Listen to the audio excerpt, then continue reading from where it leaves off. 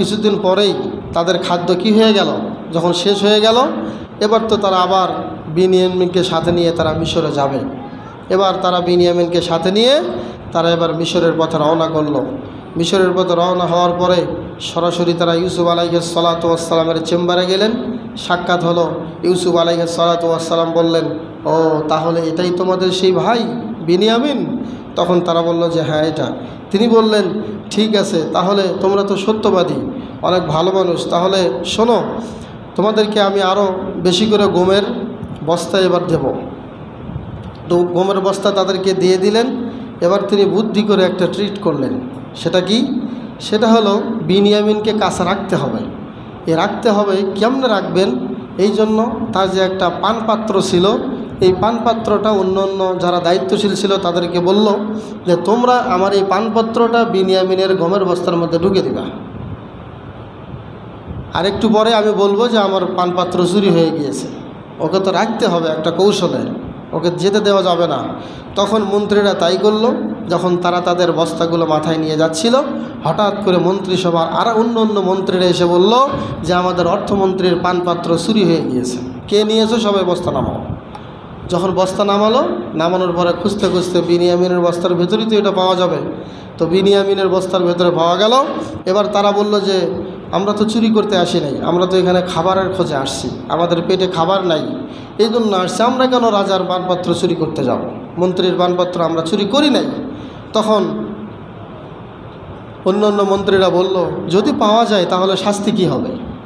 তখন তারা বলল যে আমাদের কানানের একটা নিয়ম হলো, যারা চুরিতে ধরা পড়বে তাদেরকে আমরা আটকে রেখে দেই।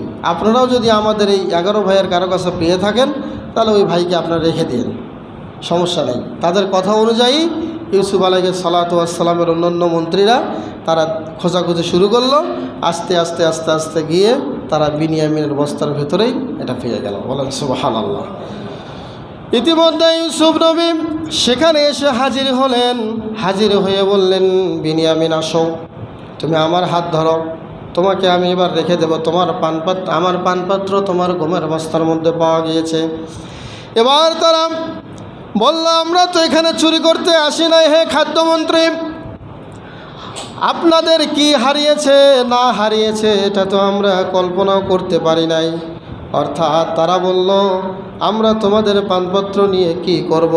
এটা অন্য কোনো একটা কিছু হয়েছে হয়তোবা। ইউসুফ আলাইহিস সালাতু ওয়াস সালাম বললেন, যদি তোমাদের কারো অন্য বস্তায় পাওয়া যেত তাহলে আমি তাকেই রেখে দিতাম। তারা বলল, হে খাদ্যমন্ত্রী, আমাদের একজনকে রাখেন, খবরদার বিনিয়ামিনকে রাখিয়েন না, আমাদেরকে একজন রাখেন। এবার ওই বিনিয়ামিনকে রাখলে আমাদের অন্যরকম অবস্থা হবে। তখন তারা অনেক কথাবার্তা বলার পরেও ইউসুফ আলাইহিস সালাতু ওয়াস সালাম বললেন যে না, কখনোই না, আমি যার বস্তায় পেয়েছি আমি তাকেই রেখে দেব। তোমরা 10 জন চলে যাও, আমি তাকে রেখে দিলাম। কানে কানে বিনিয়ামিনকে বলল, শোনো, শুধু এইটুকু বললেন যে আনা আখুকা ফালা তাবতাইস বিমা কানু ইয়ামালুন, তুমি চিন্তা করো না, তারা যা কিছুই করুক, আমি তোমার আপন ভাই। বলেন সুবহানাল্লাহ। বিনিয়ামিন, অন্যান্য সৈন্যরা বিনিয়ামিনের বস্তা থেকে এটা বের করার পরে সার্চ করতে করতে বিনিয়ামিনকে ধরে ফেলল। তারা বিনিয়ামিনকে রেখে দিল। এবার ইউসুফ আলাইহিস সালাতু ওয়াস সালাম বললেন, তোমরা এবার চলে যেতে পারো, আমি বিনিয়ামিনকে রেখে দেব। এবার তার ভাইয়েরা বলল, হে খাদ্যমন্ত্রী, আপনার কাছে আমাদের একটা অনুরোধ, আপনি আমাদের যে কোনো একজনকে তার জায়গায় রেখে দেন, তাকে ছেড়ে দেন। ইউসুফ আলাইহিস সালাতু ওয়াস সালাম তিনি বললেন, না না, অনেক কথা উপেক্ষা করে তিনি তার ভাইকে কাছেই রেখে দিলেন, তিনি ছাড়লেন না। এবার বিনিয়ামিনের সাথে তিনি যখন পরিচয় হলেন, কোলাকুলি করলেন, তখন বিনিয়ামিনের যেই কথা ছিল, বিনিয়ামিনের যেই আত্ম অনুভূতি ছিল, বিনিয়ামিন নিজের চোখে বিশ্বাস করতে পারতেছেন না যে ইনি তার সেই ভাই, যেই ভাইকে কূপে তারা নিক্ষেপ করেছিল। আজকে আমার সেই ভাই মিশরের অর্থমন্ত্রী হয়ে গিয়েছে। বলেন সুবহানাল্লাহ। বিনিয়ামিন নিজেকে বিশ্বাস করতে পারতেছিল না। এক পর্যায়ে অতঃপর ইয়াকুব আলাইহিস সালাতু ওয়াস সালাম 10 সন্তান তারা সবাই মিলে ব্যর্থ হয়ে বিনিয়ামিনকে ছাড়াই তারা আবার কানানে চলে আসলো গমের বস্তা নিয়ে। এবার এসে তারা বাবার কাছে সব খুলে বললাম, কিন্তু ইয়াকুব আলাইহিস সালাতু ওয়াস সালাম কিছুতেই বিশ্বাস করলেন না। তিনি বললেন, না না, আমার ছেলে বিনিয়ামিন চুরি করতে পারে না। 10 ছেলে বলল, বাবা আমরা যদি মিথ্যা বলে থাকি তাহলে আমাদের সাথে আরও অনেক কাফেলা গিয়েছিল, আপনি তাদেরকে জিজ্ঞেস করলেও দেখতে পারেন। এই কথা শুনবার পরে ইয়াকুব আলাইহিস সালাতু ওয়াস সালাম মর্মাহত হলেন, একেবারেই ভেঙে পড়লেন। তিনি অনেক চিন্তায় পড়ে গেলেন। ছোট্টবেলায় ইউসুফকে হারাইলেন, বিনিয়ামিনকেও তো হারাইলেন। কাঁদতে কাঁদতে ইয়াকুব আলাইহিস সালাতু ওয়াস সালাম চোখের দৃষ্টি হারিয়ে ফেললেন। নিজের চোখে তিনি দেখতেও পারলেন না, নিজের চোখ তিনি অন্ধ করে ফেললেন। বলেন সুবহানাল্লাহ। 2 ছেলের কষ্টে বেদনায় তিনি অন্ধ হয়ে গেলেন। এরপরও তিনি আশা হারান নাই। তিনি বললেন, বাবারা, হে আমার ছেলেরা, তোমরা আবার মিশরে যাও, কানানে তোমাদের থাকার দরকার নাই।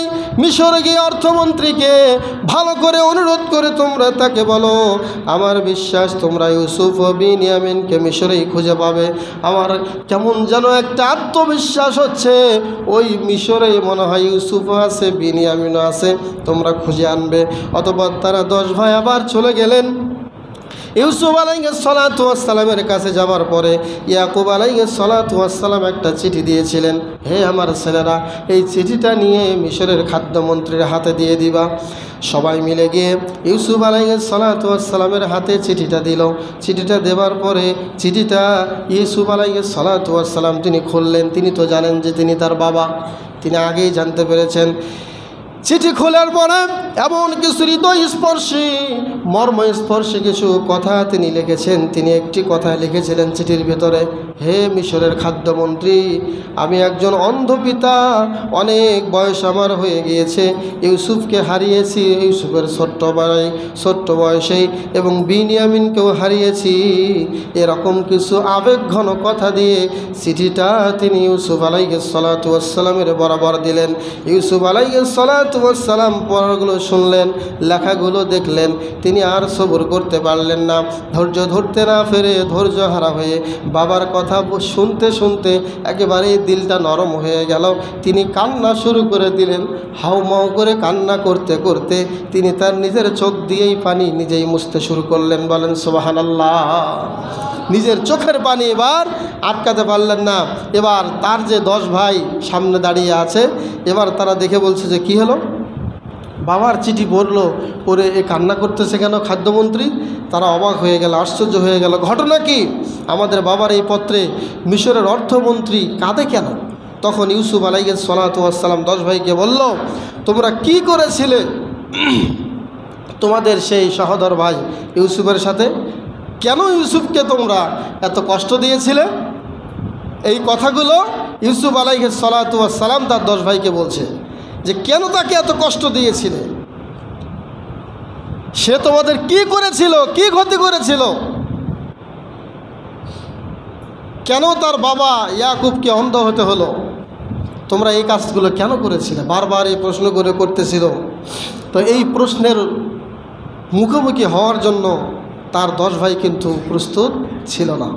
তারা জানতো না যে ইনি সেই ইউসুফ। ইউসুফ আলাইহিস সালাতু ওয়াস সালামের সাথে কি ঘটনা ঘটেছিল, কি করেছিলাম, তারা আশ্চর্য হয়ে গেল। তিনি কেমনে জানলেন? আমরা ইউসুফকে কোথায় ফেললাম, কেমনে কি করলাম, এই খাদ্যমন্ত্রী ইনি কেমনে জানলো? এখনও তারা বুঝতে পারে নাই যে উনি সেই ইউসুফ। তখন ইউসুফ আলাইহিস সালাতু ওয়াস সালাম তার 10 ভাইয়ের সামনে এইবার এই তৃতীয়বার এসে তিনি সব কথা তার ভাইদের সামনে প্রকাশ করে দিলেন।